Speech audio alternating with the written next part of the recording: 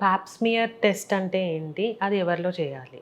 So, Pap smear test అంటే మనకి యూట్రస్‌లో cervix అనే పార్ట్ నుండి చిన్న బ్రష్ లాంటిది తీసుకొని స్క్రేప్ చేస్తామనమాట. ఇది యూజువల్‌గా సర్వైకల్ క్యాన్సర్ అనేది ఉందా? లేదా? డయాగ్నోస్ చేయడానికి మనకి యూజ్ అవుతుంది. సో, ఇది ఎప్పుడు చేసుకోవాలి? సో, 21 ఇయర్స్ నుండి ఎవ్రీ 3 ఇయర్స్‌కి ఒకసారి చేయడం అనేది బెటర్ ఆప్షన్. 21 నుంచి 29 ఇయర్స్ వరకి. సో, ఆఫ్టర్ 30 ఇయర్స్ మనకు పాప్స్మియర్‌తో పాటు హెచ్‌పివి టెస్ట్ అని కూడా ఉంటుంది. ఆ 2 కంబైన్ చేసి ఎవ్రీ 5 ఇయర్స్‌కి ఒకసారి చేసుకోవడం అనేది బెటర్ ఆప్షన్. సో, ఈ టెస్ట్‌లో మనకి ఈ క్యాన్సర్ అనేది స్టార్టింగ్ స్టేజ్‌లో ఉందా?